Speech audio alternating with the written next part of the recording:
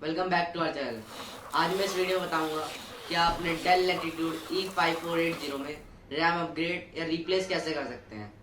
आपके अगर कोई सॉफ्टवेयर चल नहीं रहा है, बहुत स्लो चल रहा है, तो आप अपना रैम को अपग्रेड कर सकते हैं या रैम को रिप्लेस करनी है तो आप इस वीडियो को देख के 10 से 20 मिनट में रैम को अपग्रेड कर सकते हैं। सो इस वीडियो को आखिरी तक देखें। Let's get started.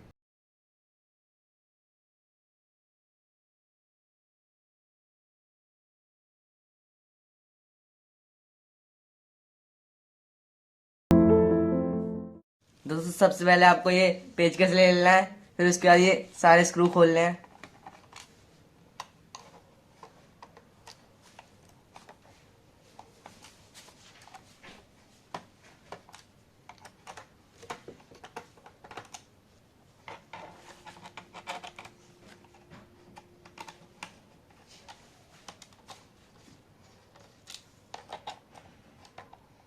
यहाँ पे टोटल 1 2 3 4 5 6 7 8 9 स्क्रू हैं। ये सारे स्क्रू खोल लेने हैं।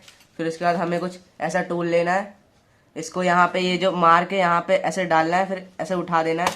ये अपने आप लॉक खुलना शुरू हो जाएंगे।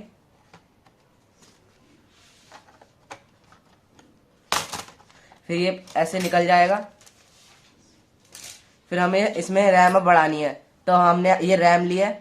इस रैम को इस स्लॉट को देख के डालना है। जैसे ये यहाँ पे ये कट है, तो रैम को भी इसी कट के हिसाब से डालना है। ऐसे डालोगे ये लगेगी नहीं, ये टूट सकता है, इसलिए आपको ऐसे डालना है। और ऐसे टेढ़ा करके डालना है। आपको ये ऐसे टेढ़ा करके डालेंगे और ये क्लिक जैसे साउंड आएगी, तो ये फिक्स हो जाएगा। और ऐसे ही अगर आपको NVMe लगानी है, हार्ड डिस्क लगानी है, यहाँ से आप NVMe या हार्ड डिस्क लगा सकते हैं। तो हम आपको इसे ऑन करके दिखाते हैं।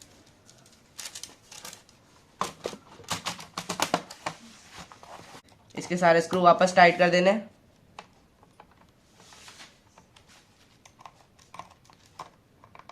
अब हम इसको ऑन करके दिखाते हैं। सो गाइस, हम चेक कर लेते हैं कि रैम बढ़ी है कि नहीं। यहाँ राइट क्लिक करेंगे और यहाँ पे प्रॉपर्टीज़ में जाएंगे। सो जैसे कि आप देख चुके हैं, ये 24 GB रैम हो चुकी है। सो ये रैम बढ़ चुकी है। So thank you for watching.